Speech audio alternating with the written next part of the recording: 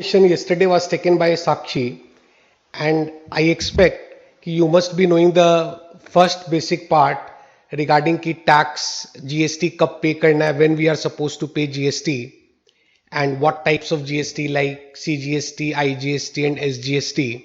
All these you all know. I am assuming that कि भाई करना है बेसिकली जब सेल होगा या कोई सर्विस प्रोवाइड करेंगे तब ये जीएसटी पे होगा and know that it is an indirect tax. So what exactly happens? Buyer will pay to the seller and then seller will pay to the government. It means buyer directly government को पे नहीं करेगा, buyer पहले seller को pay करेगा और फिर seller government को पे करेगा. On the other hand, in case of RCM, the concept was कि buyer directly government को पे करेगा. पर ultimately क्या हो रहा था इसमें कि जो जीएसटी है वो कौन पे कर रहा था? Buyer.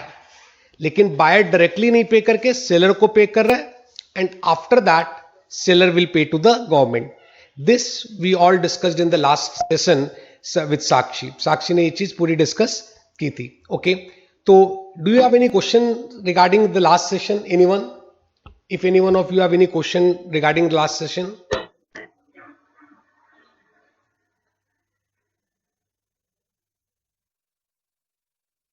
I think we can move on.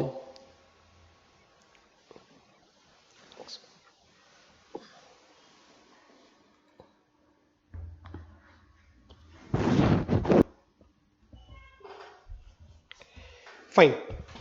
Okay, so we are moving ahead.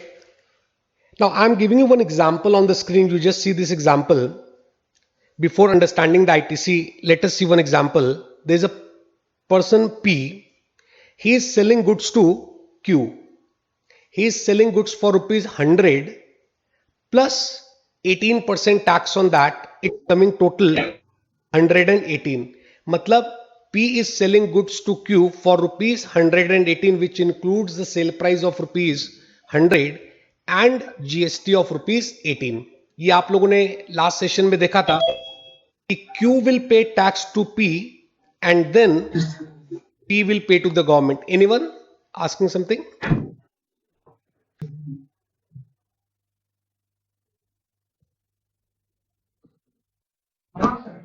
Fine. Okay, so you can mute yourself whenever you want to ask anything. You can unmute. Okay.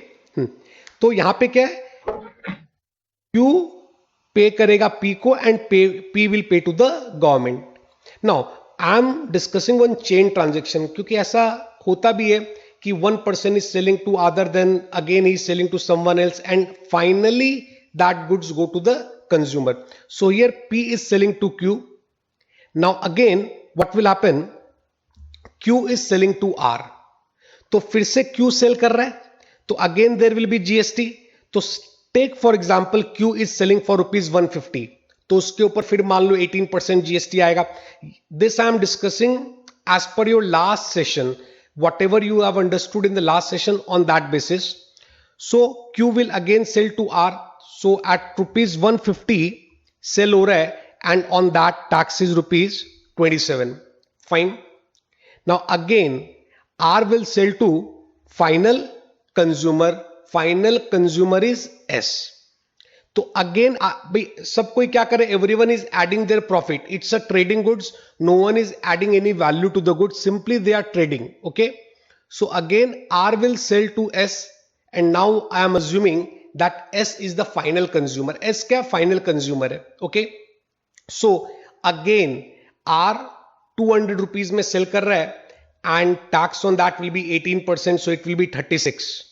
Fine. So this tax will again be paid by S to R. भाई S किसको tax पे करेगा? R को, and then R will pay to the government. This is what you discussed in the last class. This is ठीक है. तो now what we can see, P sold to Q, Q sold to R, R sold to S. And in this process there were total 3 sales and on every sale there was some GST 18, 27 and 36. तो you can see total tax कितना हो गया?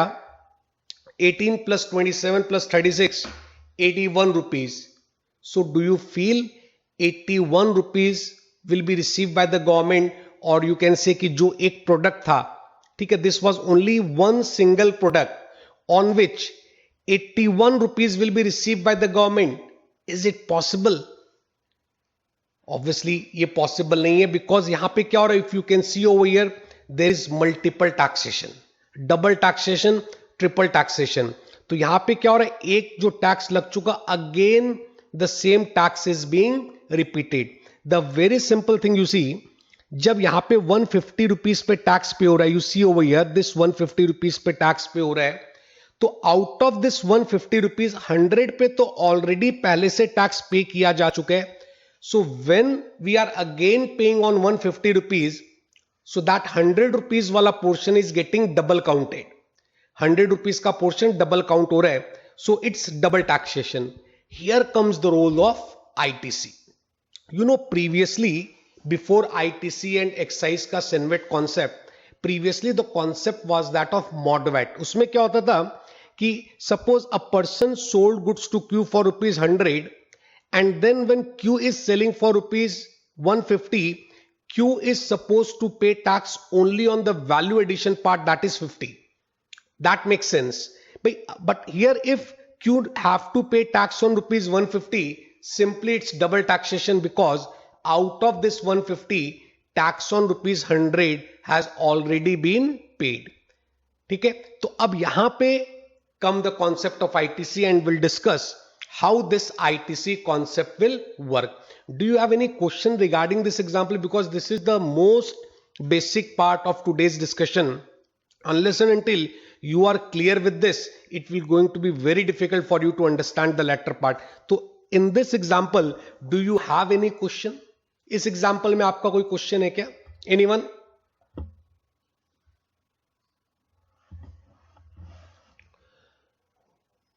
So let us make the session interactive. Can I assume everyone is clear with this example?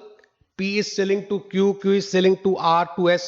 So many Gaurav, Samrat, Sarvesh. Anyone? Do you have any query regarding this? Okay.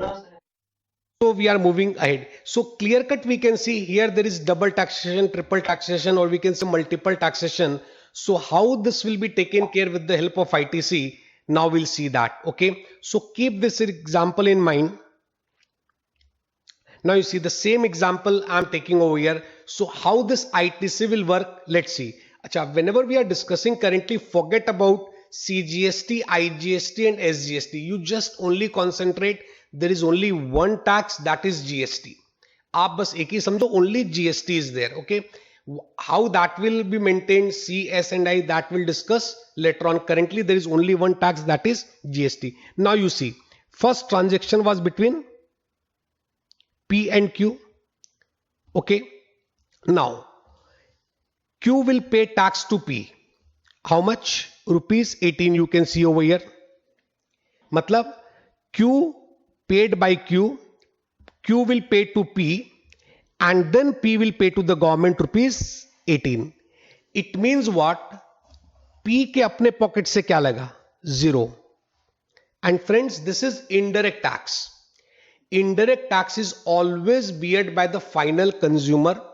By P is not consuming the goods, P has purchased the goods, and again P is selling the goods. So in no way P is consuming the goods. So P के ऊपर कोई tax burden आएगा ही नहीं. That's why tax burden is 0. You can see P ने क्या किया? Simply Q से 18 rupees collect किया और गवर्नमेंट को पे कर दिया. You can see net payable to government है ये. Okay, this is net payable to government. Q को पे, Q से रिसीव किया और गवर्नमेंट को 18 रुपीज पे कर दिया. Now you see what is the status of Q. यहां से आईटीसी का कॉन्सेप्ट स्टार्ट होगा. Now Q has already paid the tax of rupees 18. You can see. So you can say that the tax paid, this tax paid is simply like a advance tax, और you can say prepaid tax. ये एक तरह का prepaid tax है. भाई Q ने किसको दे दिया? P को दे दिया, और इसका बेनिफिट उसको मिलेगा. कैसे मिलेगा benefit? Just see over here. When Q is selling the same product to R, fine, for rupees 150, on this 150 rupees at the rate of 18%, tax is coming how much? 27 rupees. Now, R will pay this tax of 27 rupees to Q. You see over here, 27 rupees paid by R. But now Q will not pay 27 back to the government. Q 27 pay नहीं करेगा because Q has already paid 18 rupees. Q already 18 rupees government को पे कर चुका है. ठीक है, आप ये देखो, ये वाला जो गवर्नमेंट के पास जा चुका है 18 rupees, तो Q had already paid 18 rupees. So now what Q will do, out of the gross payable amount of rupees 27, Q will take the credit of rupees 18. 18 rupees का क्रेडिट ले लेगा. It's very simple. You assume like it's advance tax, और you can say it's a prepaid tax, और you can say TDS like concept. भाई Q ने जब purchase किया था उस वक्त ऑलरेडी वो 18 पे कर चुका, and eight the time of selling tax accruing is rupees 27. So out of this 27, Q don't need to pay 27 because 18 is already paid by the Q. So net only 9 rupees will be paid by Q. Q will pay only 9 rupees to the government. I hope this particular point is clear to everyone. Why Q is paying only 9 rupees? This is the main concept of ITC. Because 9 क्यों पे करा? Because 18 rupees जो उसने पहले पे करके रखा था, he is getting the credit of that 18 rupees. That's why Q is paying only 9 rupees. Hope this point is very much clear. Now if you see the net payment from Q side, क्या होगा भाई? Q ने यहां पे कितना पे किया? यहां पे पहले वो 18 पे कर चुका था, अभी 9 पे किया, टोटल 27 पे किया, and same 27 is received by Q from R. भाई R ने ये टैक्स पे कर दिया किसको? Q को. तो Q का net outflow will be again 0. There is no cost for Q. For Q cost is 0. Hope you all are understanding this कि Q के लिए कॉस्ट 0 है because Q is receiving the tax from R and paying to the government 9 rupees and already paid to P 18 rupees. So for Q net outflow is 0. उसके पास से कुछ भी नहीं लग रहा है. Whatever Q is receiving, some portion he paid earlier to P and some portion now paying to the government 9. Any doubt till here? Anyone? Prateek?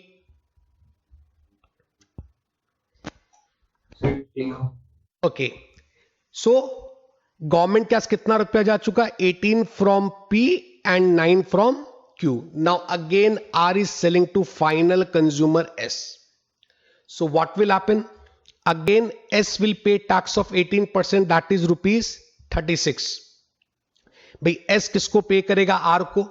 लेकिन R 36 नहीं पे करेगा गवर्नमेंट को because R has already paid rupees 27. R already 27 rupees पे करके बैठा है. तो हाउ मच आर विल पे? 27 ऑलरेडी पेड, 36 वो रिसीव किया, 27 already paid, so balance 9 rupees R will pay to the government.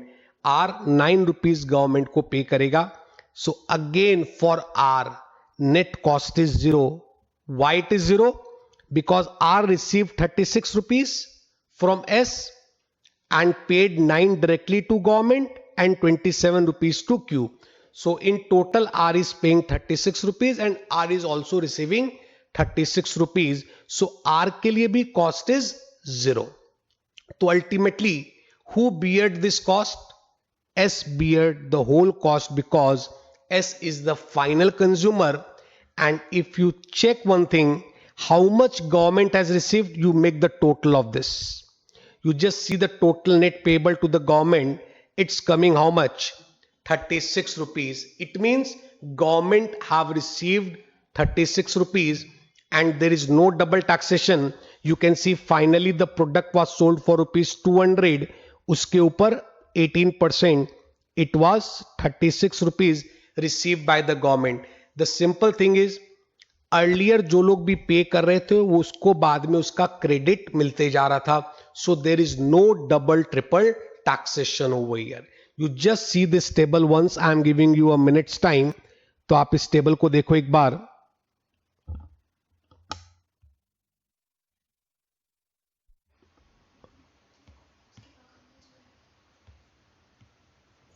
You just see this table.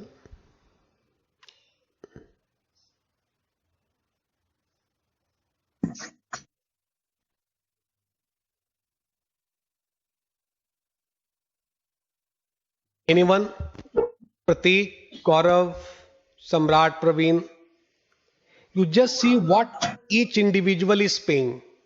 This is payment to government. This particular point is payment to government.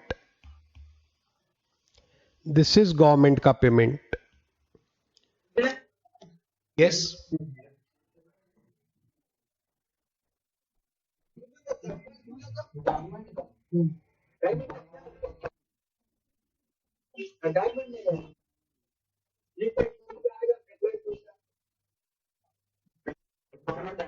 Some outside voice is coming, I think. Huh.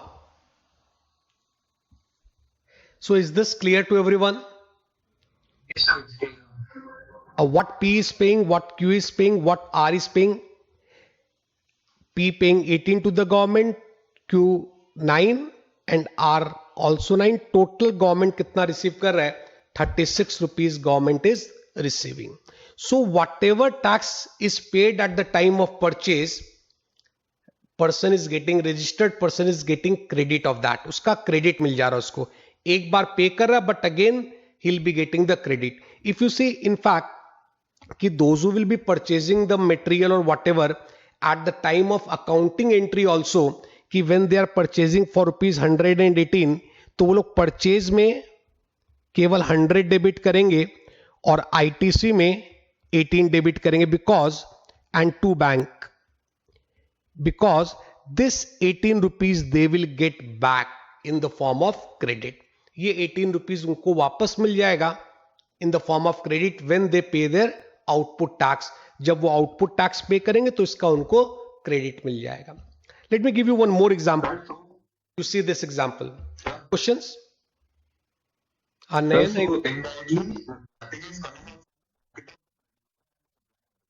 No, it is basically, as we discussed in the last session also, it is consumer based tax, because indirect tax in any case is consumer based. So ultimately the consumer will bear the whole burden. Whole burden will be beared by the consumer. Okay. Intermediary, they will not pay any tax at all from their own pocket. They will collect from the consumer and they will submit to deposit it to the government. Hope this is clear. Okay, so we move further. You see this example. One more example, understanding ITC. Now I'm taking the example of manufacture. Suppose a person A buys 3 materials, A, B and C. Fine. This example will clear the whole concept.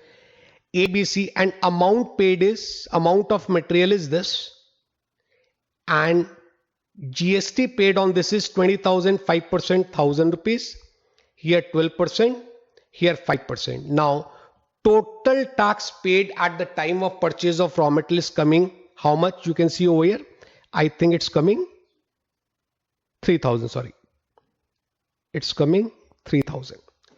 So when they are purchasing these 3 raw materials, they have already paid the tax of 3,000 to whom? To the seller. जिससे वो लोग खरीदे उसको वो लोग ये 33,000 का tax pay कर दिए. Okay, and this 3,000 have reached to the government, जिसका आपको एक क्रेडिट मिल जाएगा, एक सर्टिफिकेट टाइप मिल जाएगा. फिलहाल आप ये समझो. Now what will happen with these 3 raw materials? A product is being manufactured and now that will be sold. You see over here, A, B, C ये तीनों को मिला के एक आउटपुट बना, and tax on that output is rupees 4,500. A, B, C 3 raw materials. From these 3 raw materials a product is being manufactured, and on that product tax is coming how much? 4,500 4,500 का tax. You can see ना what is the value of product if you see. ठीक है, तो ये जितने का भी product value था उस पर मान लो 18% टैक्स अपने अज्यूम करते हैं, तो 18% के हिसाब से 4,500 का टैक्स बना. But this person don't will not have to pay 4,500 because there is a credit of how much 3,000 as we discussed over here. 3,000 वो ऑलरेडी पहले से पे कर चुका है. तो now how much he will pay? He will pay only 4,500 minus 3,000. How much he will pay? He will pay only 1,500 to government. Government को 1,500 पे करेगा because जो 3,000 उसने पे किया था he will be getting the credit of the same. उसका credit उसको मिल जाएगा. Okay.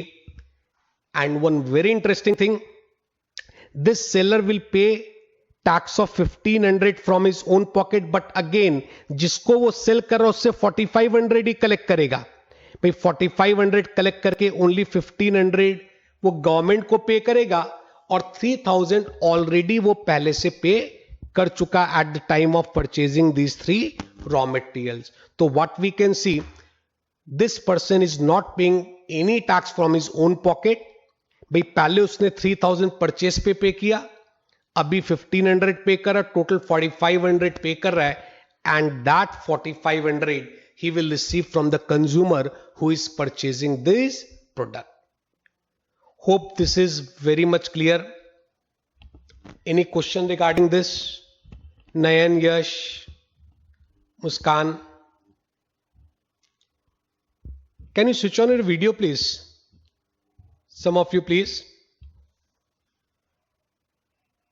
Others?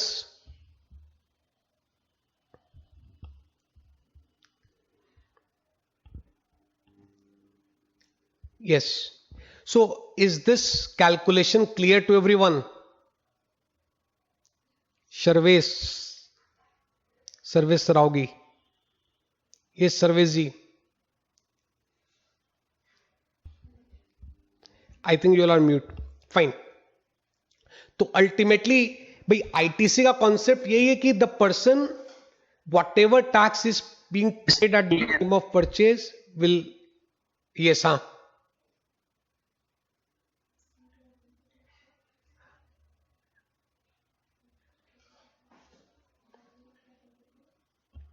yes, someone is saying something. Okay. Vivek, you were saying something, right? Who was saying? Vivek was saying something. Yes, Sarvesh ji.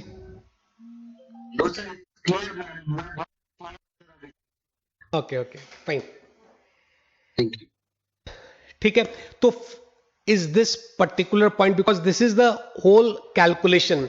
Later on all the laws are there कि कब मिलेगा कब नहीं मिलेगा, that's a different thing. But the basic calculation is this only कि whatever you are paying at the time of purchase you will be getting the credit of the same. उसका आपको credit मिल जाएगा.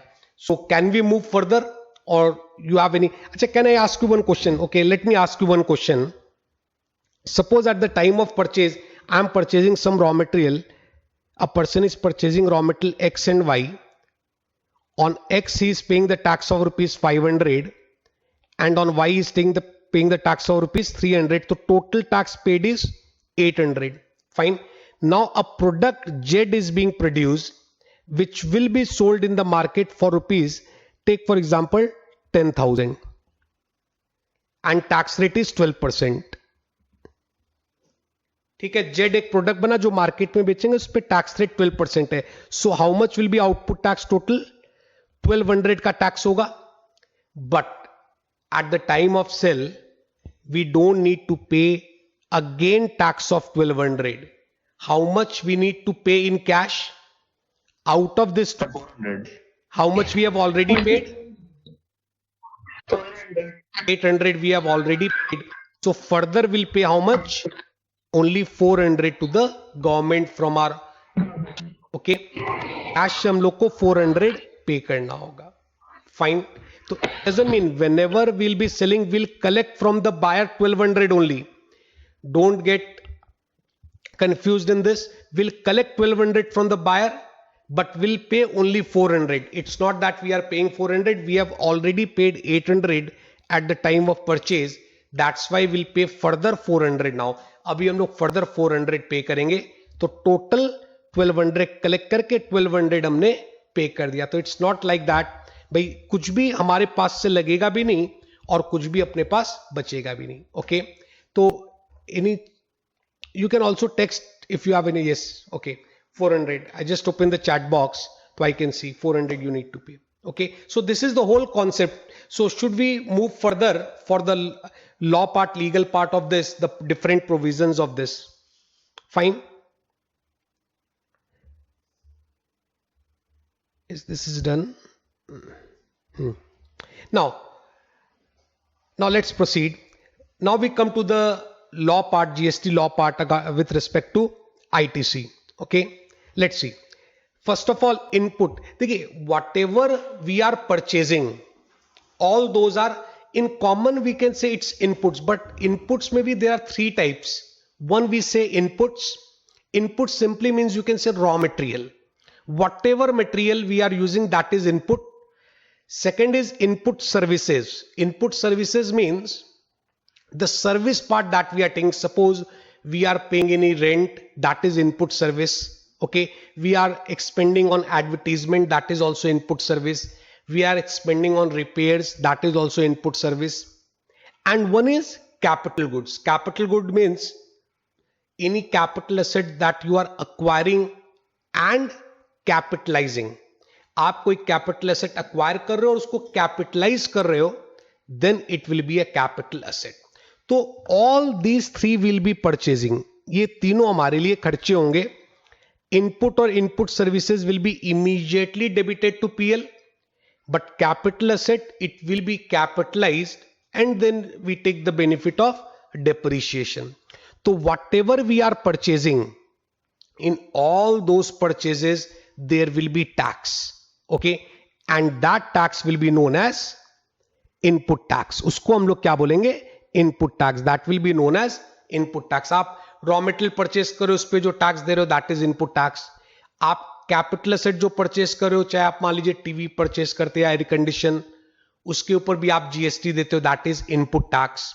Okay, if you are paying any rent, on that also you pay GST, that is also input tax.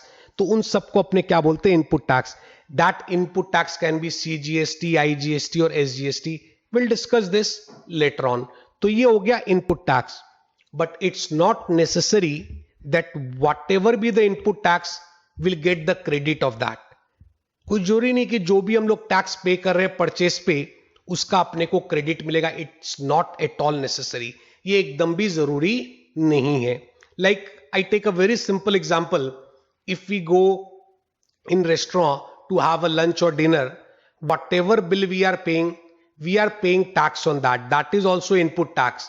But we won't get the credit of that. उसका अपने को credit नहीं मिलेगा. So input tax credit is something different. Input tax मतलब tax is there. If we get the credit of that, that is input tax credit. Okay. तो जो भी हम लोग टैक्स पे करेंगे वो इनपुट टैक्स तो होगा, but it is not necessary कि will get the credit of that. Is this point very much everyone? Yes. No. If till the time any person is getting the credit, it means that tax is not been beared by the consumer, and the final consumer actually consumes the good.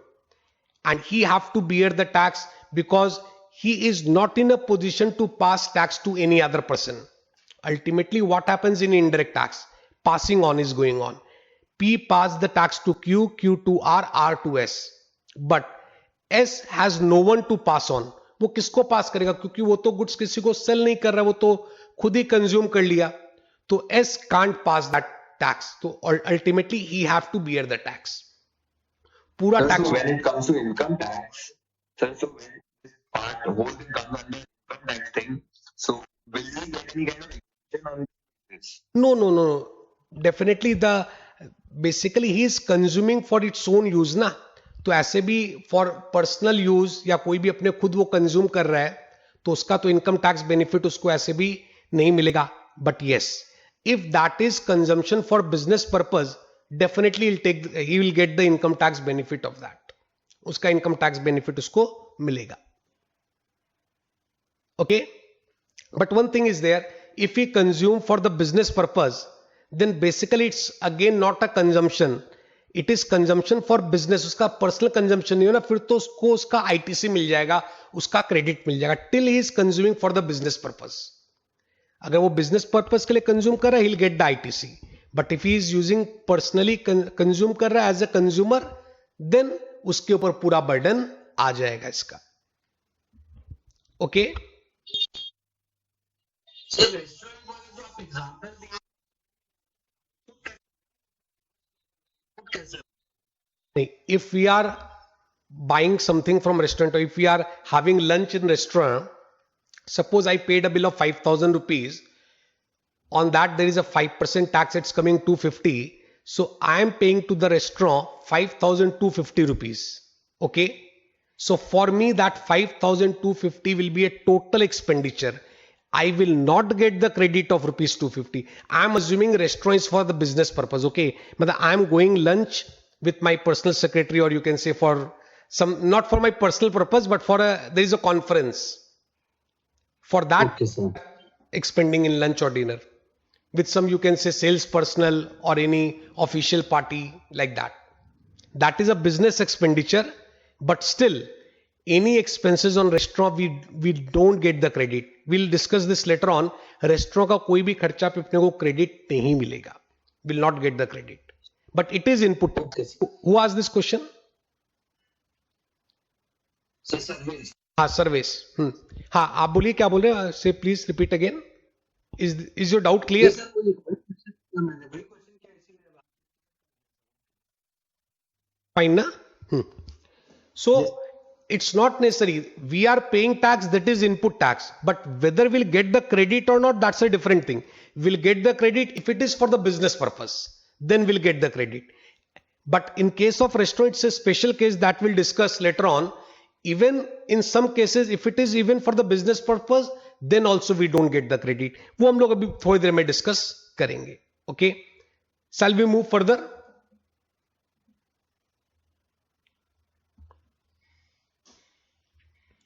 Now, for getting any ITC, कोई भी ITC, input tax नहीं, input tax credit. Input tax credit means will be getting any benefit. Okay, so to get the benefit, there are certain conditions specified in section 16. Section 16 में कुछ conditions specified है कि आप कहीं पे जा रहे हो, कुछ खरीद रहे हो, तो definitely you are paying the tax, no doubt about that. But it's not necessary कि उसका आपको credit मिलेगा. You will get the credit only if these conditions are satisfied. अब ऐसे बहुत जन बोल सकते हैं भाई हम भी तो बाजार से आते हैं, हमने कुछ खरीद के लाया अपने लिए, मान लीजिए घर के लिए एसी खरीद के लाए, ओके, या फिर हम रेस्टोरेंट में खाने गए, या फिर कुछ भी और हम खरीद रहे हैं मार्केट से, तो हम तो टैक्स दे ही रहे हैं, that is input tax. But उसका क्रेडिट मिलेगा कि नहीं मिलेगा, that will depend on section 16. Section 16 में उसकी कंडीशन सारी सेटिस्फाई होनी चाहिए. Let's see the condition. What are the condition in section 16? Okay, now first of all, condition is you should have a tax invoice. I think whoever buys the goods, जो भी खर्चा करेगा, the vendor who is selling, definitely he will give the tax invoice. वो पक्का से tax देगा. There cannot be any case कि जहां पे टैक्स इनवॉइस नहीं हो. Yes, anyone?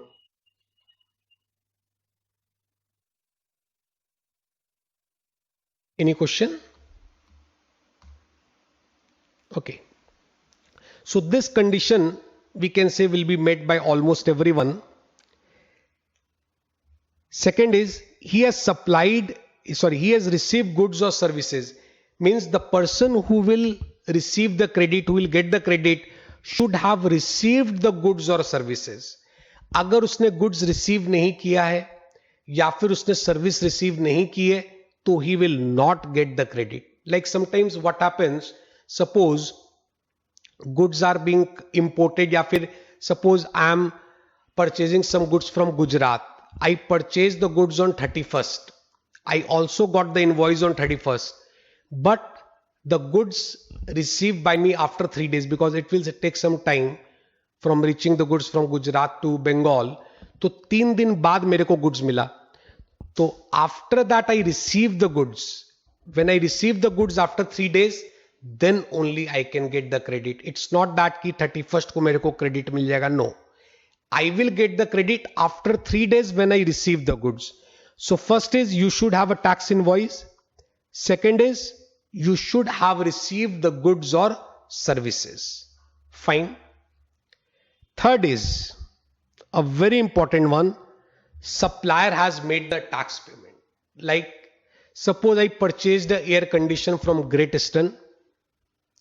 I purchased the air condition for rupees 50,000. On that tax was 18%, 9,000.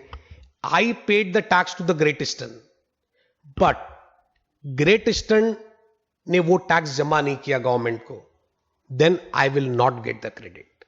So this is a very important condition. इसको लेके बहुत disputes भी चल रहे हैं. भाई कई लोगों को कहना है भाई मेरे को क्या पता ग्रेट ईस्टर्न जमा कर रहा है कि नहीं. How do I come to know whether Great Eastern have deposited tax or not? Okay, so इसको लेके बहुत dispute चल रहे हैं, but there is condition कि supplier has made the payment of tax. भाई हमने जिससे गुड्स खरीदा या हमने जिससे सर्विसेज ली है उसने टैक्स का पेमेंट कर दिया. This is also one of the condition. Okay, last condition, he has furnished the return. मतलब for taking the credit, it's not like that कि anyone can take the credit. Suppose if I want to take the credit, we have to submit the returns. ठीक है ना. और जो supplier है जिसको हमने गुड्स सेल किया है, सॉरी जिससे हमने गुड्स परचेज किया ग्रेट ईस्टर्न से, भाई उसने भी सारे प्रॉपर रिटर्न सबमिट किए हैं ना.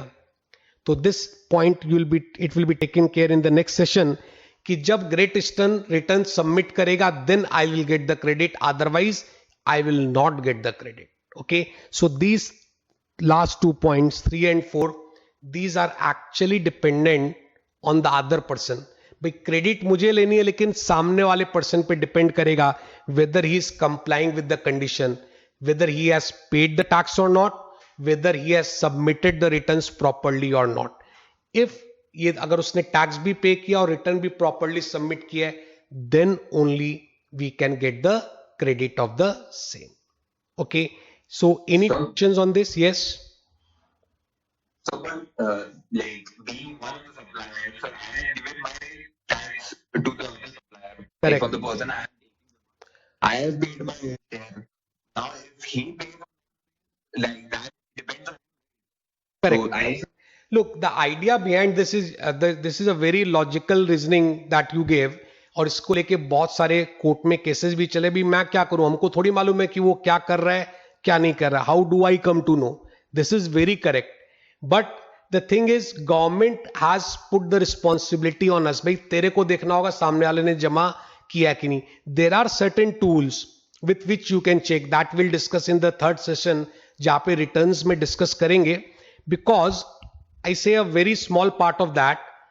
मैंने ग्रेट ईस्टर्न से एयर कंडीशन परचेज किया. अगर ग्रेट ईस्टर्न उस सेल को अपने रिटर्न में नहीं दिखाएगा तो मुझे पता चल जाएगा. I come to know. ठीक है, तो if I come to know I can complain, I can request him कि भाई तुमने क्यों नहीं शो किया.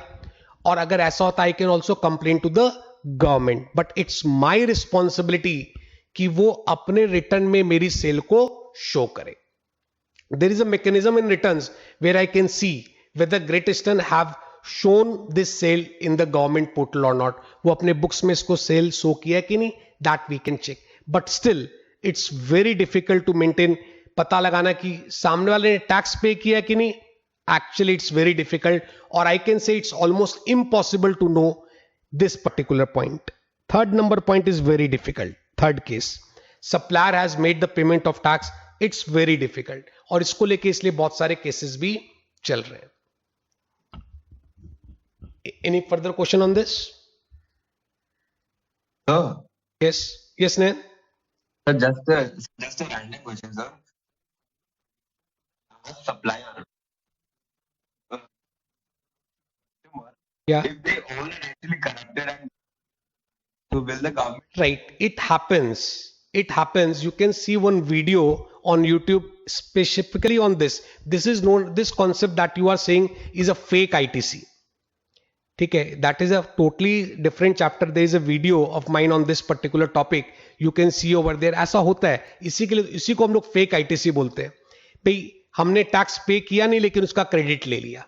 And government is nowadays very strict on this. Since last 1 month, every day on in newspaper you will read some racket busting ki koi 1000 crore ka 500 crore ka someone got arrested for this fake ITC thing. You are correct, it happens, but after implementation of GST, Can you share the काफी can come you हुई share है. the name of your Yes, channel? Yes, sir. क्या नैन, what you're saying? Sir, can you share the name? It's my tax port.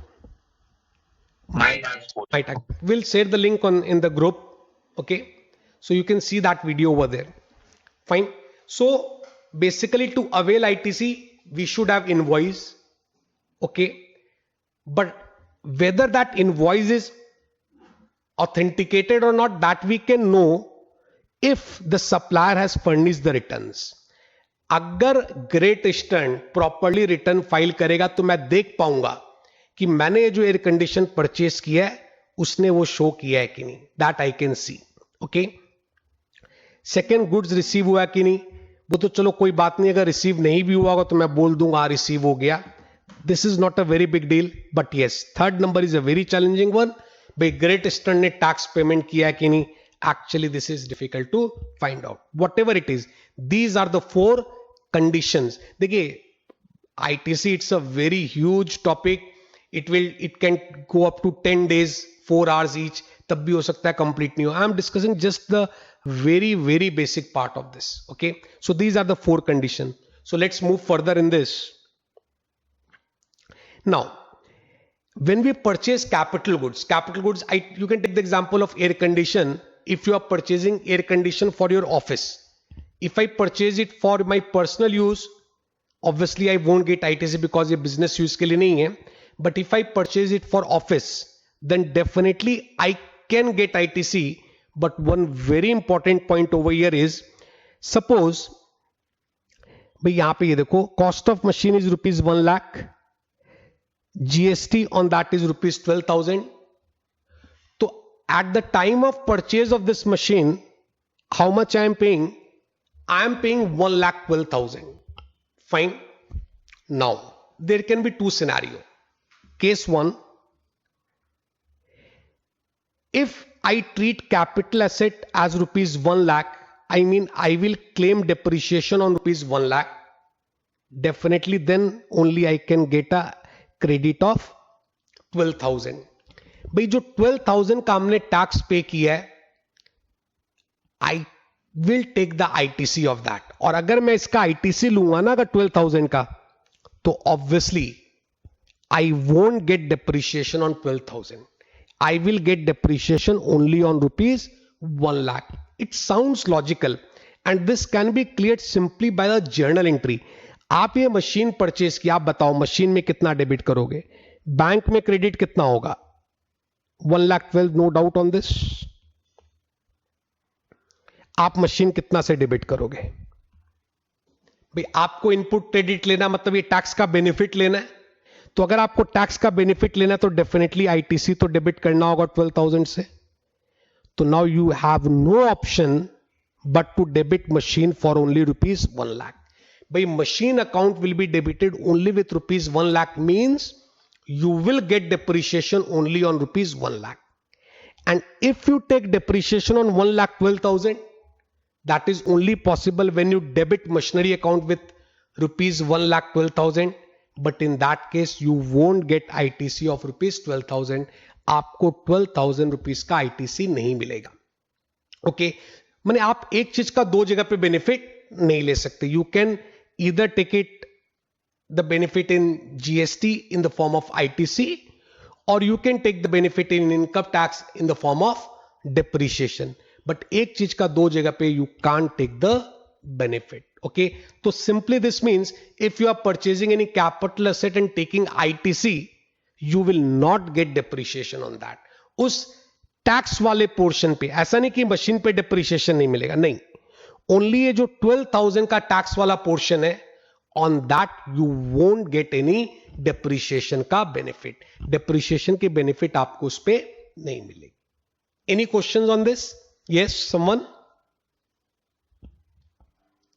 Nayan, Gaurav,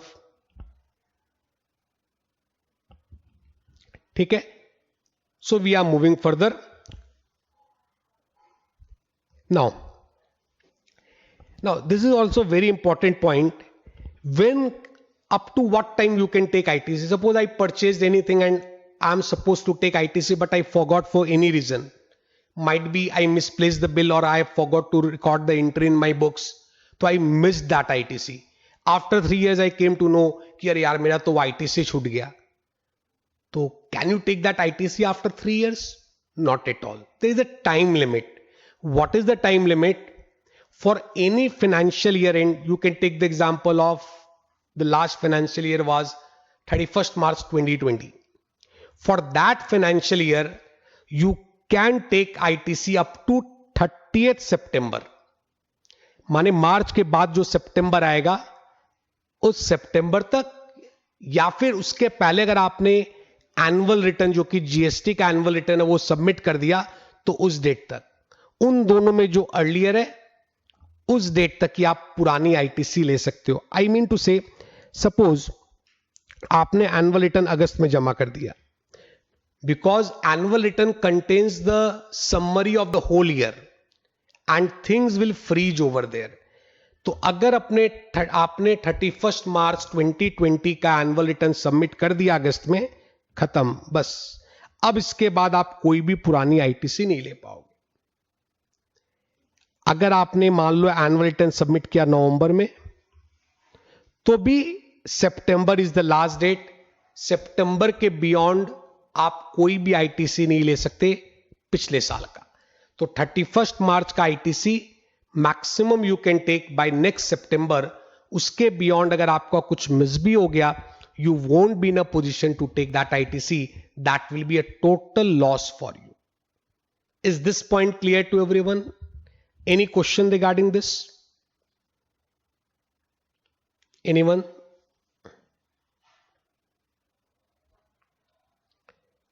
Okay, so this is the time limit up to when you can take the credit. Fine. Now, I discussed input tax. I discussed input tax credit means whatever I am paying as a tax, I can get the credit, but there are certain exceptions, okay, and much needed exceptions, because when GST was in the drafting stage, उस वक्त भी सबको ये पता था GST कोई tax आएगा and there will be a seamless credit। तो सबको ये लगने लगा जो भी खर्चा करेंगे सब क्रेडिट मिल जाएगा, but no, there are certain exceptions and you will see very logical exceptions. Let's see one by one, okay? First of all, motor vehicle and other conveyances. Today, if you go and purchase any reasonable car, it won't take anything less than 7-8 lakh rupees. And in that 7 lakh rupees, if I am not wrong, there will be at least around 2 lakh rupees का, 2 lakh नहीं भी तो 1.5 लाख रुपए का tax होगा GST. But you will not get the credit of that 1,50,000 because this is specifically blocked, and it is done quite logically because everyone needs the car, everyone have the car for personal purpose. अगर government ये credit allow कर देता तो सभी कोई क्या करते, car business के नाम पे खरीदते और इसकी क्रेडिट ले लेते, बोलते तो बिजनेस पर्पस के लिए है। भाई problem is not with only this 7-8 lakh, the premium car, those costing 50 lakh crore rupees. On that GST rate is very high to the extent of 28%, and there is also cess. तो on those car tax rate is very high. भाई कोई भी tax अगर हम पे करके मेरे को अगर क्रेडिट वापस मिल जाए तो फिर गवर्नमेंट को तो उससे कोई फायदा हुआ ही नहीं। Okay, so that's why government has blocked the credit on motor vehicle. There are certain exceptions, हम लोग बाद में डिस्कस करेंगे, लेकिन अगर आप गाड़ी यूज के लिए लेके रखे हो तो आपको उसकी क्रेडिट नहीं मिलेगी। Even if you use it for business purpose, then also you will not get the credit of motor car. आपको मोटर कार की क्रेडिट नहीं मिलेगी if this is blocked. Second point, outdoor catering मतलब party. Okay, तो in this case also पे outdoor catering food वगैरह पे आप कुछ भी अगर खर्चा करते हो, restaurant bills and all, you will not get the credit. Very wisely blocked, because again these type of expenditure are mostly common in case of personal use. अगर इस पे भी गवर्नमेंट क्रेडिट अलाउ कर देता ना, तो हम लोग जो भी पर्सनली खर्चा करते उसका क्रेडिट हम लोग अपने बिजनेस में क्लेम करते. भाई we could have easily said कि नहीं, this is my business expenditure, I went to restaurant with my sales personnel, या कोई डेलीगेशन आया तो उसके संग हम लोगों ने डिनर किया. But these are not allowed. Definitely you can go and have dinner with your delegates, but you will not get ITC on your bill. आप भी कहीं पे भी जा रहे हो, कोई आपने एक पार्टी थ्रो कर दी, कैटरर को बुलाया, 10 लाख रुपया कैटरिंग का बिल हुआ, और उस पर मान लीजिए टैक्स अभी मान लीजिए 5% है, 50,000 का टैक्स है. You can definitely do the party, but you will not get the credit of rupees 50,000. ऐसा होने से हमारे घर में अगर कोई की शादी होती तो that would also been classified as a business expenditure. उसका भी खर्चा हम लोग एज अ बिजनेस शो कर देते और फिर क्रेडिट ले लेते. तो दिस इज स्पेसिफिकली ब्लॉक्ड. आपको इसकी भी क्रेडिट नहीं मिलेगी. एक्चुअल में अगर बिजनेस पर्पज है तो भी इसकी क्रेडिट नहीं मिलेगी. Government is not going into any litigation. फिर वही लड़ाई होती, डिपार्टमेंट बोलता नहीं आपका बिजनेस पर्पज नहीं, हम बोलते अपना बिजनेस पर्पज है. तो sometime it becomes very difficult to identify whether it is actually for the business और फॉर पर्सनल. तो गवर्नमेंट ने कह दिया, जीएसटी लॉ ने कह दिया, you will not get the credit of this. Any doubt in the first 2 point? Do you find logical these points? Anyone? क्या mister Gaurav, Prateek, do you find this point logical? That credit is being blocked. So, but the people actually right? No one is getting the credit in the. Sorry. What you So the said? people are actually dealing in cars, sir. Definitely, that I'll be coming. I said, nah, there are certain exceptions. I'll be coming after this. And sir, Yeah, sir, in that, if a business is actually open, travel basically. definitely, that has So been under taken that, care in the next slide. There are certain exceptions to this. But what I said, if you are purchasing motor car for use, you will not get the credit. even if the business is for travel, Then definitely you will get the credit. Will come in the next slide. Like motor vehicle. Achha, let's come to the next slide, then we'll come back again. Okay, you can see this. Motor vehicle. This is the exception. You will get the credit of motor vehicle also. What are the exceptions? First, further supply of such vehicle. Suppose I am purchasing the motor vehicle like the dealers. Okay, भाई Hyundai car है, Saini Hyundai है, तो भाई वो car purchase करके car को sell करेगा. तो जब वो कार परचेज करेगा, definitely will get the credit. The reason भी कि जब वो कार सेल करेगा, उसको आउटपुट टैक्स भी उस पर पे करना है, तो इसका क्रेडिट उसको मिलेगा. This is the exception because he is dealing in the car.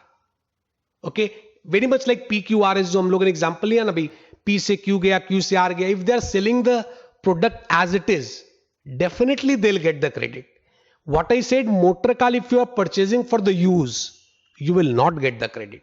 Second, see, transportation of passengers. भाई पैसेंजर ट्रांसपोर्ट के लिए आप अगर कार खरीदे हो, तो in this case also will get the credit, because इससे जो सर्विस आप जनरेट कर रहे हो उस पर आउटपुट टैक्स पे कर रहे हो डायरेक्टली, तो you will get the credit for this also. Third, if you are like driving licence जो लोग देते हैं, ट्रेनिंग देते हैं, they also purchase car, they will also get the credit.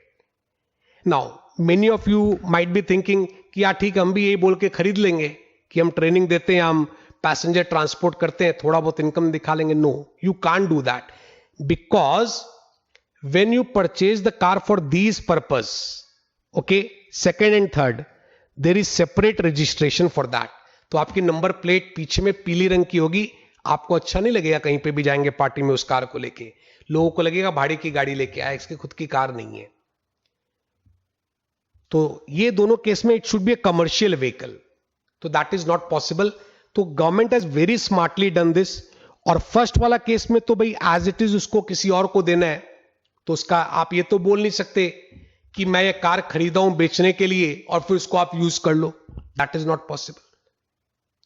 तो government has taken proper care कि if you are purchasing the car for personal use you won't get the credit, आपको credit नहीं मिलेगा.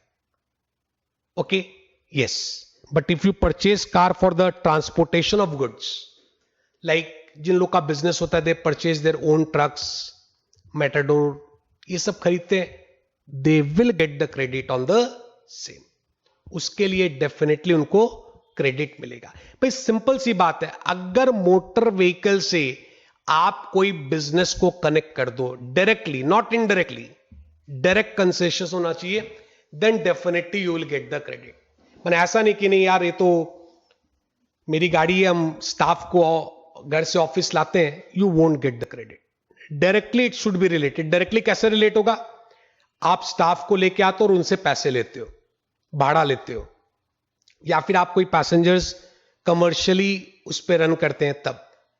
तो means you have to relate directly with the business या फिर directly with the revenue, कि आप इससे रेवेन्यू ले रहे हैं, then only you will get the credit, otherwise you won't get the credit. Any questions on this?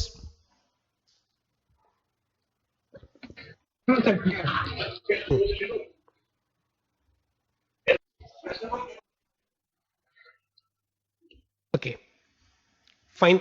Transportation of good truck वगैरह में मिल जाएगा. हाँ, there is one logic here also. Some says कि no, I have purchased Audi car but I will carry goods in that, so it's for transportation of goods. No, that will not be allowed. It should be registered in motor vehicle for transportation of goods. So आपको Audi को फिर registration कराना होगा कि भाई ये मैं goods transfer करने के लिए है, ठीक है ना, इसमें मैं आटा का बोरा या फिर जो भी है वो सब कैरी करूंगा, उसका लाइसेंस अलग से लेना होगा, then you can get the credit of that. और पीली पट्टी भी लग जाएगी पीछे में, तो you think whether you would like to do that or not. Okay, तो motor vehicle you will not get motor vehicle. Okay, any questions? Sir, Who is there? sir, second और third case में तो वैसे हमने sir may have decided second और third case में but first case में अगर मैं चाहूँ तो मैं बोली आपने दो, क्योंकि मैं ले सकती हूँ.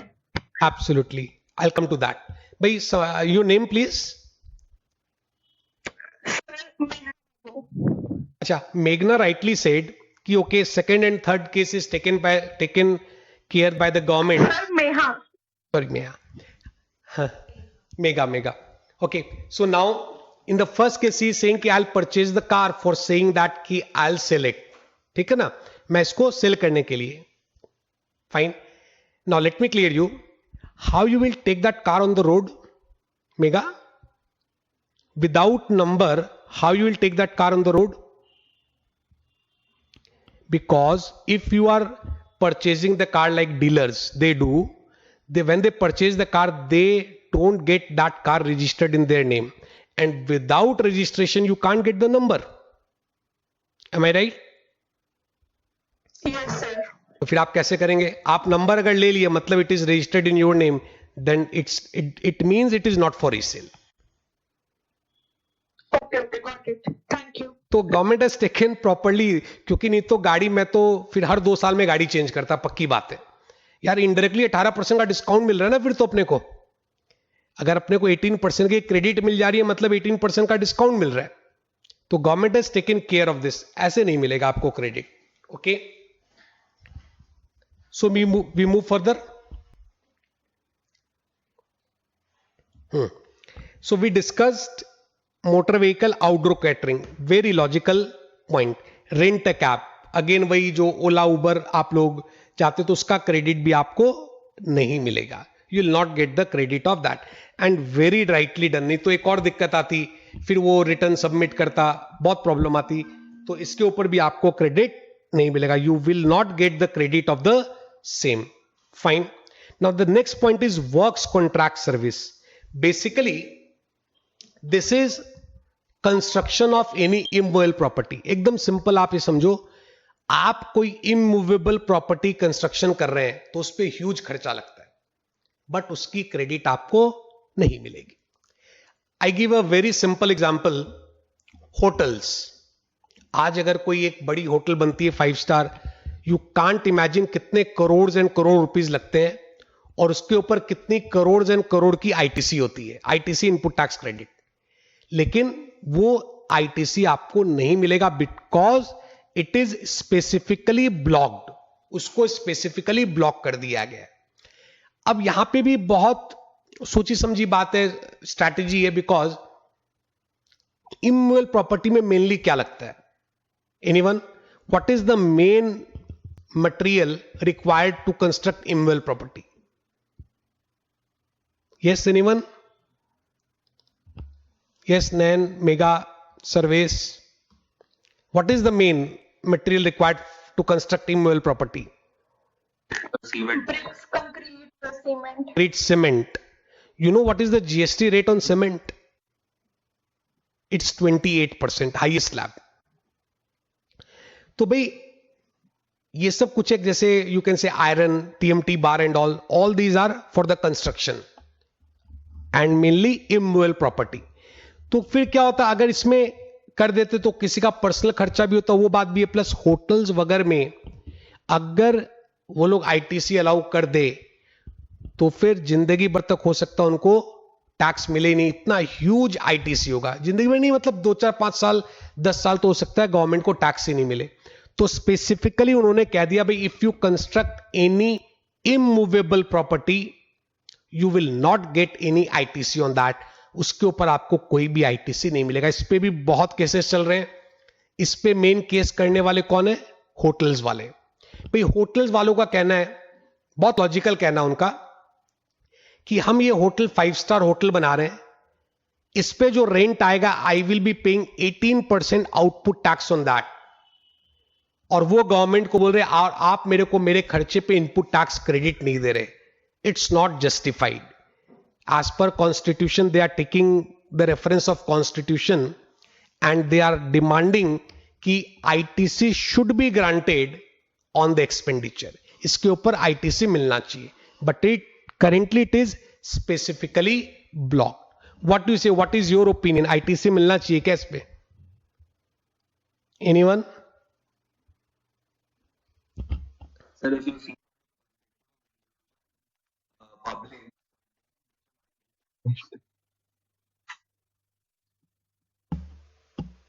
लॉजिकली मिलना तो चाहिए. हाँ, लॉजिकली मिलना चाहिए लेकिन ये नहीं है. लेकिन क्या होता है ना, कई जगह पे कई चीजें हार से, लेकिन गवर्नमेंट को वो अप्लाई करना पड़ता है. ठीक है. एंड वन मोर थिंग, भाई मिलना चाहिए का बात ऐसा है ना कि if you are not getting the ITC you treat it like your cost ना. आप उसको कॉस्ट के तरह ट्रीट कर लो. जैसे I give you very simple example. Real estate में पहले टैक्स रेट 12% था, सुने होंगे आप लोग पक्का ही. अभी घट के 5% हो गया घर पे, और अफोर्डेबल होने से तो 1% है. सारे बायर बहुत खुश हो गया, अरे यार टैक्स रेट 12% से घट के 5% हो गया, हमको तो 7% का फायदा हो गया. किसी को कुछ भी फायदा नहीं हुआ ऑलमोस्ट. द रीजन इज कि भाई 12 से जो 5 हुआ तो इनपुट क्रेडिट डिसअलाउ हो गया, तो बिल्डर को कोई नुकसान नहीं हुआ. उसने क्या किया, इनपुट क्रेडिट जितना से डिसअलाउ हुआ उतना से अपना कॉस्ट क्या कर दिया, बढ़ा दिया. तो अल्टीमेटली कंज्यूमर को जितना पहले देना था अभी भी उतना ही देना है. ऐसा कुछ भी नहीं है कि उसको कम देना पड़ा, ऑलमोस्ट उतना ही देना है. तो it's like that only. Same property, for the same property charging more. Sorry, So for the same property charging more. No, not more cost. Look, I make you understand. Suppose पहले 100 में cell कर रहा था और 12 rupees tax था 112 में, fine. तो अब वो क्या करेगा, थोड़ा सा कॉस्ट अपना बढ़ा देगा. I know you might be thinking of anti profiteering, but जितना आईटीसी हमको डिसअलाउ हो रहा है, I can increase the cost up to that extent. जितना हमारा आईटीसी डिसअलाउ का भी हम अपने पॉकेट से थोड़ी देंगे इसको. तो जितना मेरा आईटीसी डिसअलाउ होगा, हम उतना से definitely I can increase my cost, and people do that, definitely वो लोग करेंगे ही ना. Okay, fine. अच्छा, माई वीडियो इज कमिंग ना, you can see my video ना, anyone? Fine. Yes, sir. Now, the next point is goods, services for construction of a same as works contract service and this for construction both are almost same. And third, personal consumption होना ही है भाई. ये तो आप personally कोई चीज को consume करेंगे तो obviously you can't get ITC for that, उसके लिए आईटीसी नहीं मिलेगा. And the last point, goods lost, stolen, destroyed, written off, disposed of by way of gift और फ्री सैंपल. ये भी बहुत लिटिगेटेड पॉइंट है. बहुत इंटरेस्टिंग चीज है. अम्फान आया, हमारा 1 करोड़ का फैक्ट्री शेड टूट गया पूरा. हमने भी साल भर पहले ही बनवाया था उसको, वो फैक्ट्री शेड टूट गया. उस पे 12% की आईटीसी मैंने पे करके रखी थी.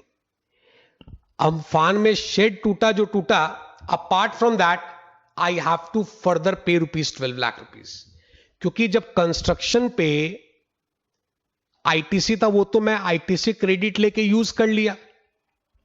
अब अगर ऐसा कुछ चीज डैमेज हो जाता है, आई हैव टू पे back the ITC that I took earlier.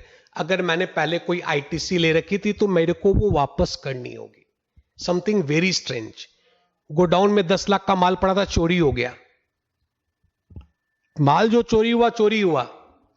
अब उस 10 लाख के प्रोडक्ट्स पे if tax rate is 18%, 1,80,000 government को भी मुझे देना होगा. Do you find this very strange? Anyone?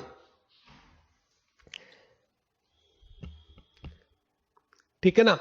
तो जो भी आईटीसी आप पहले लिए, दैट यू हैव टू पे बैक टू द गवर्नमेंट, वो आपको वापस करना होगा if the goods are destroyed or stolen.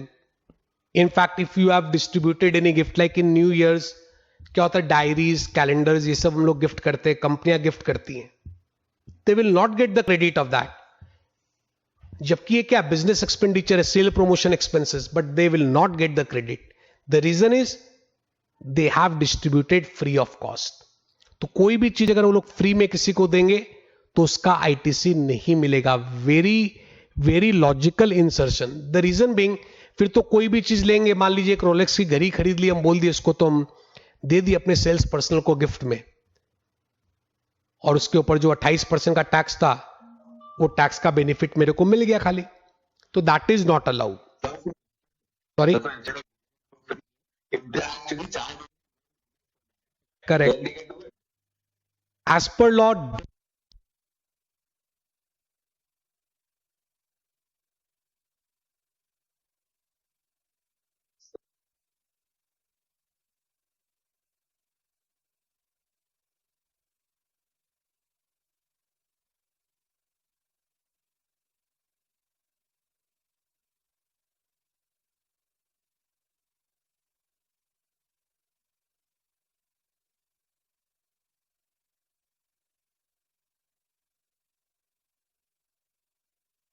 चले गए.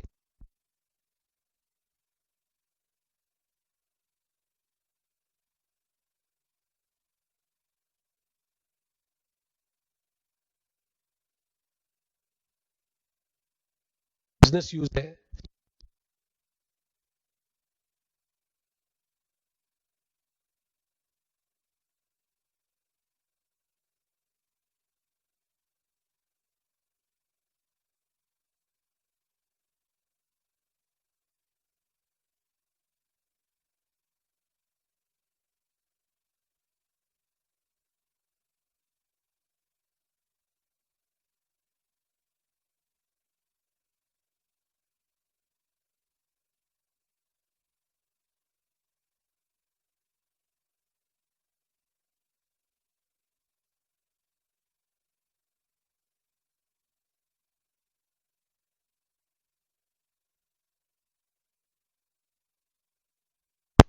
ओके, आईटीसी किसके लिए, जो भी खर्चा आप कर रहे हो वो किसके लिए होना चाहिए?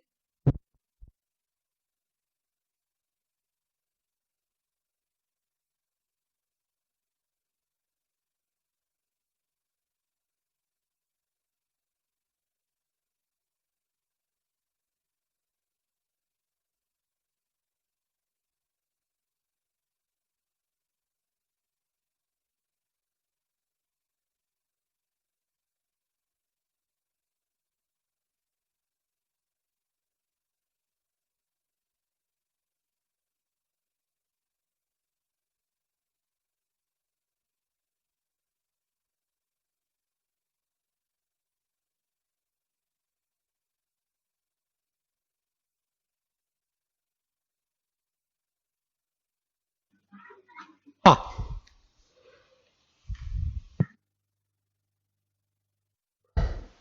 हाँ, तो बेसिकली कि when will get ITC in different case, अभी हमने सपोज एक एयर कंडीशन लगा रखा ऑफिस में, definitely it's for business purpose and I can get ITC, but हम वहां से क्या करते हैं, हमारा बिजनेस है for agricultural product, okay, and we all know agricultural products are exempt from GST. तो if we are not using our resources to generate any taxable supply, will not get ITC.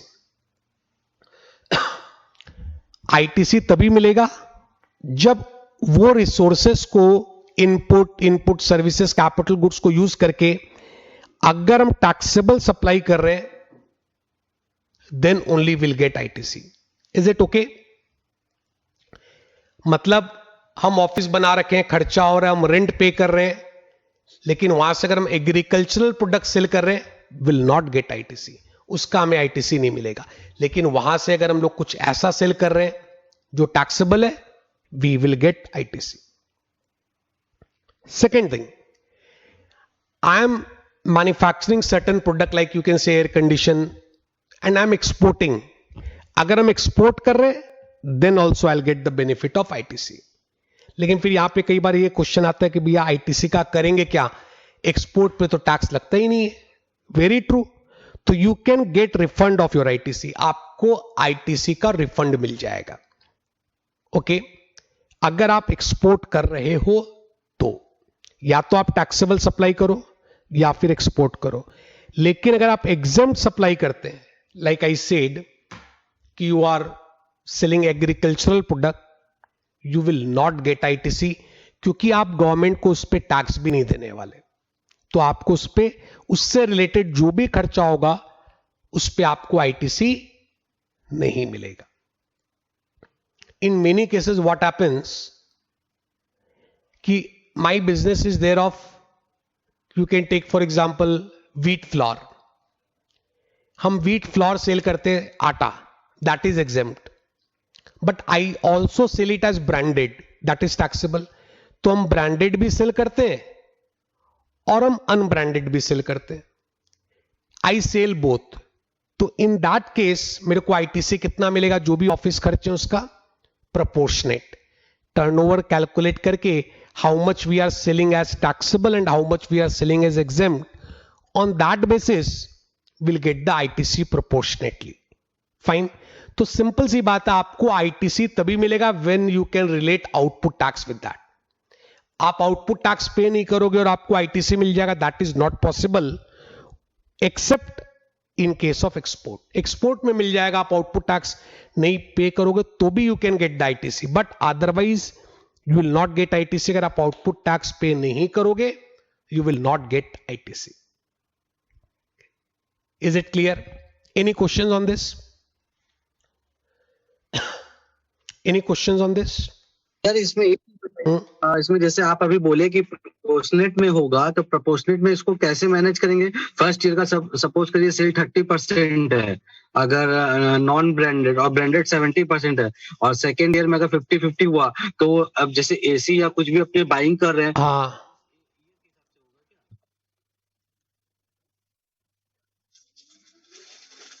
देखिए आप जो ये बात बोल रहे हो ना, एक पॉइंट में डिस्कस नहीं करता, एक शॉर्ट में बता दूं. For capital assets, life of the ITC input tax credit जो लेते हो 5 साल की होती है, तो आपको हर साल अलग अलग करके रिवर्सल करना होगा। आपने मान लो 1 लाख का एयर कंडीशन खरीदा, उस पर 18,000 जीएसटी है, तो उसको 5 साल में पर ईयर का कितना हो जाएगा? 18,000 डिवाइड बाय 5, 3200 आई थिंक, कितना होगा? 3600 सॉरी। तो हर साल का आईटीसी 3600 एज्यूम करके आपको रिवर्सल करना होगा। ठीक है, थोड़ा डिटेल में हो जाएगा ये इन डेप्थ, आप सही बोल रहे हो, लेकिन फिर हर साल थोड़ा थोड़ा करके आपको रिवर्सल करना होगा, assuming the life of the asset to be 5 years। ठीक है, तो ये रिवर्सल करना होगा। Okay. Fine, any other question on this? Okay, we move further. Now this is utilisation of credit. आपने आईटीसी ले लिया, अब उस आईटीसी का आप क्या करेंगे? उस आईटीसी से आप टैक्स पे करेंगे, like we discussed in our first discussion today. भी आपके पास जो आईटीसी है उससे आप टैक्स पे करोगे, कैसे? Will see that. Now you see there are 3 types of tax: IGST, CGST and SGST. This is ITC and this is output tax.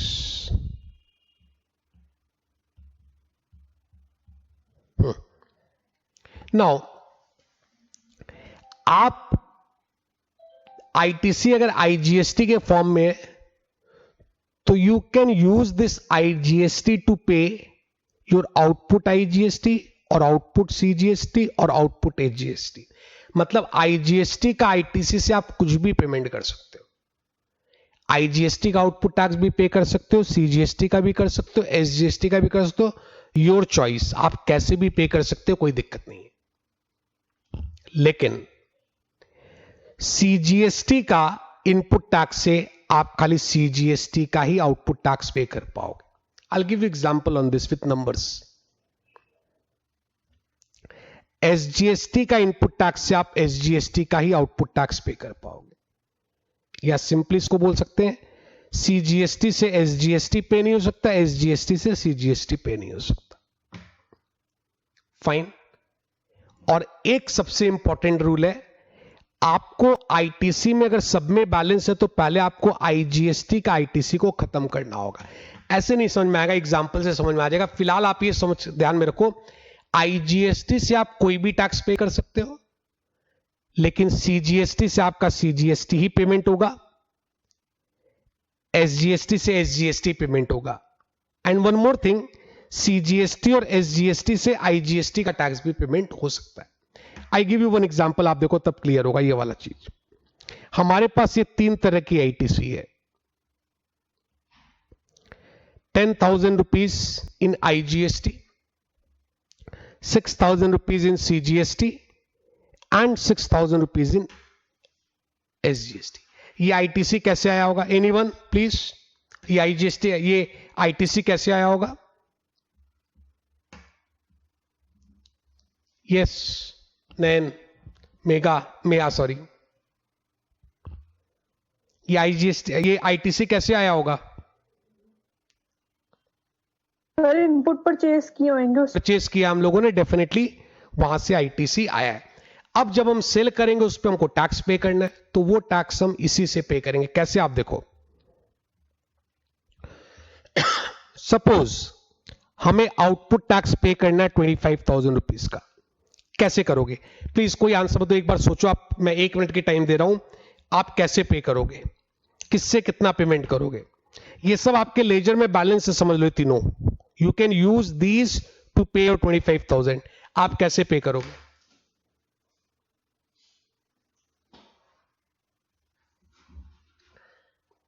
आप सोचो एक बार, आप कैसे पे करोगे इसमें? Like first we will apply the IGST, then CGST, then SGST. एक second, मैंने बाकी लोगों के पास सोचने दो, 30 सेकेंड मोर।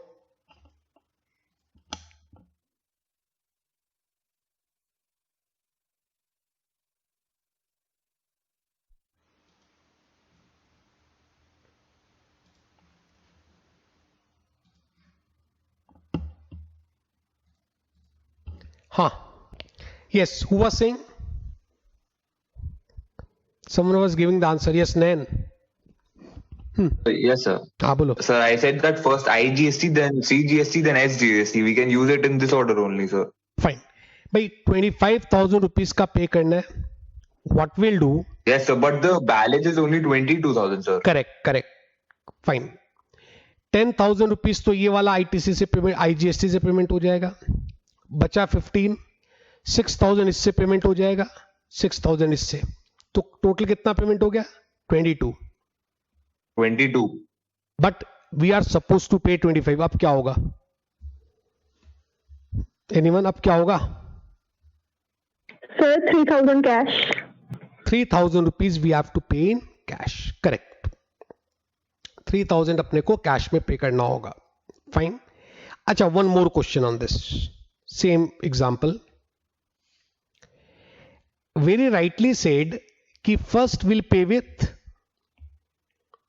IGST 10,000. नंबर 1. सेकंड किससे? Second you have a choice. CGST. You have a choice.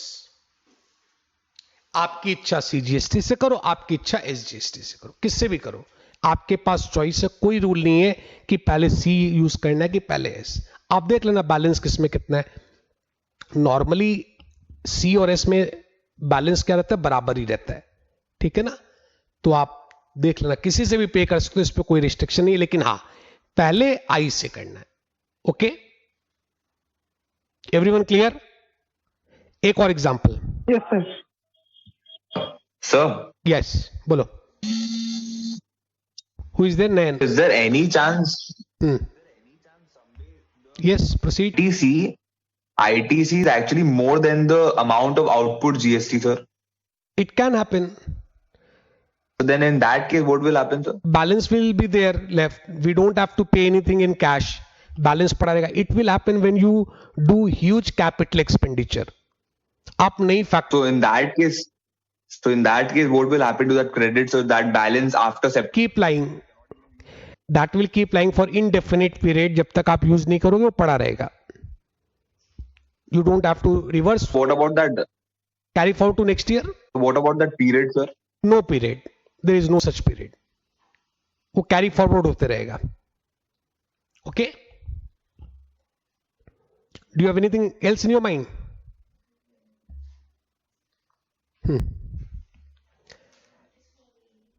Let's see the second. One more thing, sir. Yes, sure. बोलो. If a company is actually dealing in a wide variety of products, sir, getting ITC on different levels, or like different product variation and all that, and the IGST, that output GST, is also on different product. So is there a common head for all the GST, or different product, different GST accounts like that? No such correlation. No such correlation. A common ledger ITC, वो ITC आप कौन से material से purchase और किस material को cell करे, doesn't matter at all. Okay, यही क्वेश्चन था ना आपका नयन जी? Yes, sir. Yes, sir. तो ऐसा कोई कोरिलेशन नहीं है. Like you can take the example of ITC example. Indian tobacco company जो आईटीसी कंपनी है, इतना वैरायटी ऑफ प्रोडक्ट है, तो एक प्रोडक्ट का आईटीसी से दूसरे प्रोडक्ट का आउटपुट टैक्स पे कर सकते हैं, उसमें कोई दिक्कत नहीं है. Fine, let's move on to the next one.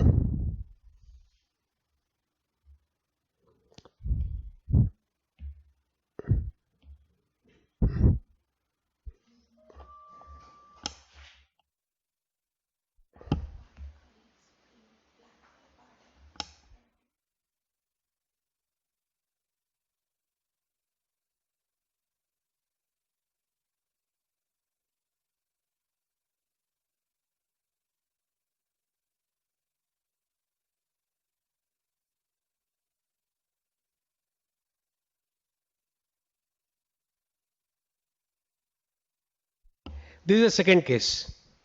Amount of output tax is 12,000 each. मतलब 12,000 आपका CGST में भी और 12,000 HGST में भी. Take your time, I am giving you 1 minute. एक बार सोचो कैसे पेमेंट करोगे. How you will pay this?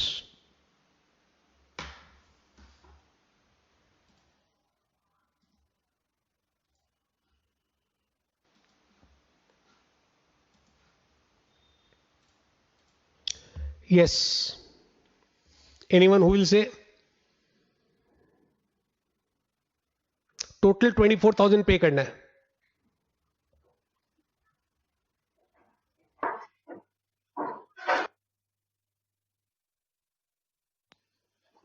Sir, you are told that in order to pay CGST, we will only use the CGST. Sorry. So, like here 6,000. Correct. Only we can C और S दोनों में मेरे को 12,000 पे करना है. कैसे करेंगे? Sir, to 6,000 we would use from our ITC only, which we have of CGST and SGST. अच्छा, पहले आप बोल रहे हो ये वाला क्या? ये दोनों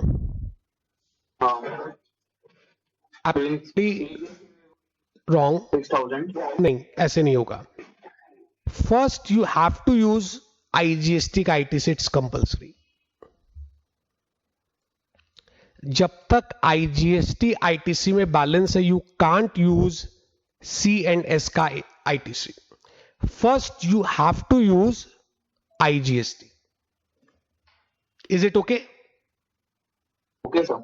It's a rule. You don't have any choice. Now you say how you'll use this.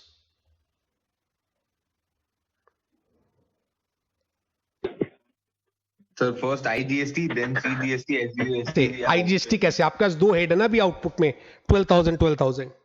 कैसे यूज करेंगे आप? हाँ, so हाँ, sir, we can first pay 5,000 for each using IGST, correct.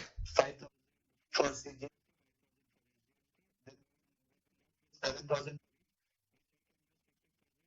Correct. हाँ, अब यहाँ पे थोड़ा सा स्मार्टनेस रखना होगा. अगर आप 10,000 का IGST है, डेफिनेटली इस 10,000 से आप 10,000 पूरा CB पे कर सकते हो या फिर 10,000 पूरा SB पे कर सकते हो. लेकिन अगर आप ऐसा करेंगे ना, आप फंस जाएंगे. कैसे फंस जाएंगे? अगर आप ऐसा कर दिए तो what will happen,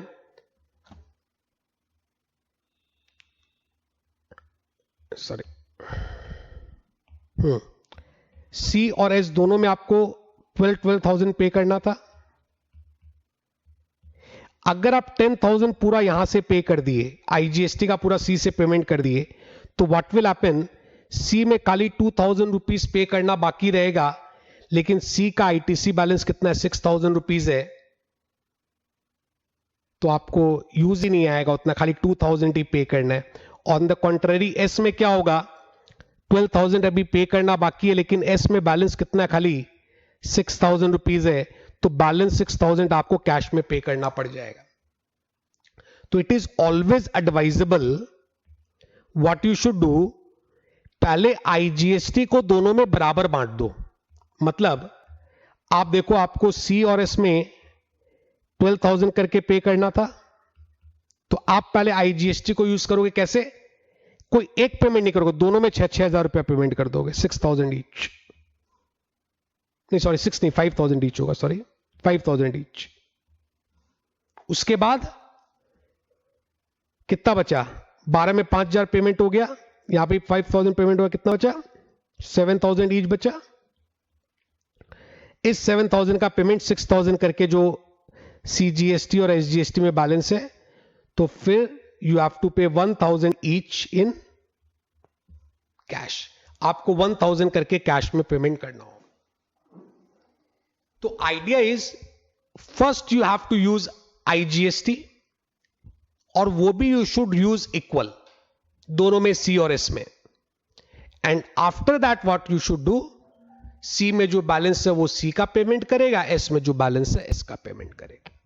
any questions on this?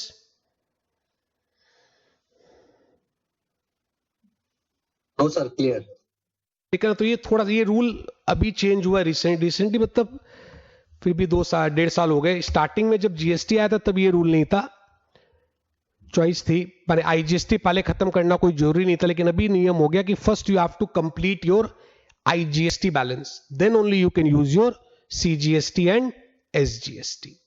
Okay. So this is the whole concept of very basic concept of input tax credit, one of the most important pillar of GST law. ठीक है ना? Seamless credit. भाई पहले क्या होता था, हम लोग वैट में कुछ सामान खरीदते तो उसका क्रेडिट, जैसे मैं ट्यूशन पढ़ाता हूं तो ट्यूशन जब मैं पढ़ाता था सर्विस टैक्स लगता था, but I use to purchase air condition paper and all, तो उस पर जो वैट लगता था मेरे को उसका क्रेडिट नहीं मिलता था, लेकिन अभी सारा क्रेडिट मिलता है, चाहे वो वैट हो चाहे कुछ भी, क्योंकि अब तो वैट और कुछ अलग अलग है नहीं, everything is GST. So this is the seamless flow. एक से दूसरे, मेनी आर्ग्यू कि why you have inserted the section 17(5) block credit. आप ब्लॉक क्रेडिट भी बोल रहे हो और बोल रहे हो सीमलेस फ्लो है. भाई ब्लॉक क्रेडिट तो ब्लॉक कर दिया, obviously there has to be certain rules, there has to be certain restriction. कुछ रेस्ट्रिक्शंस तो रहेंगे, ऐसा नहीं कि हमेशा आपको पूरा क्रेडिट ऐसे ही मिल जाएगा. Any questions?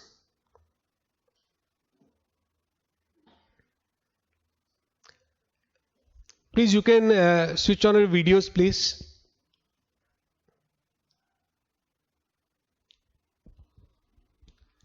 आप वीडियो ऑन कर सकते हैं.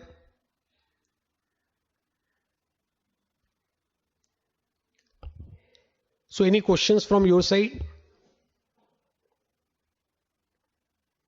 No, sir. Any doubt? No, sir. No, sir.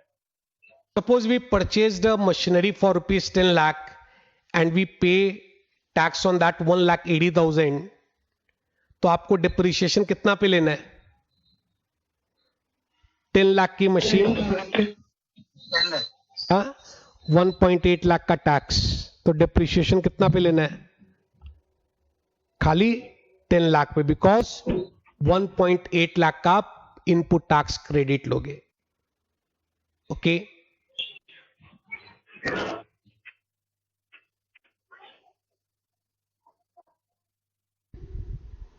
So, any questions? No questions?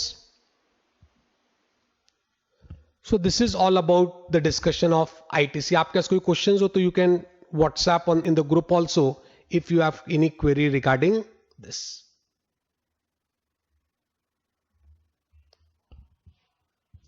Okay, Prateek, you can.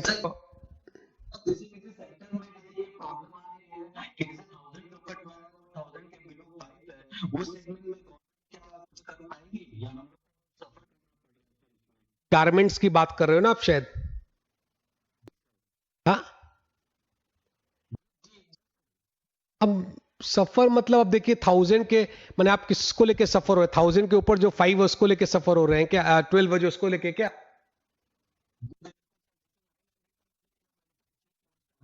और अपने उसको सेट कर रहे हैं तो उसमें जो डिफरेंस का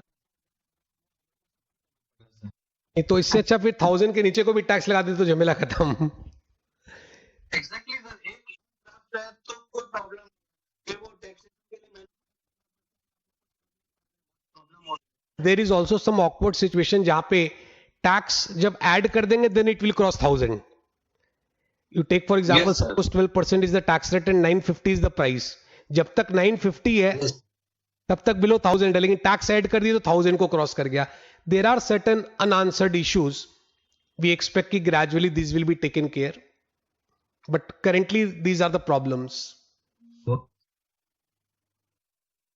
एनीवन, एनीथिंग एल्स?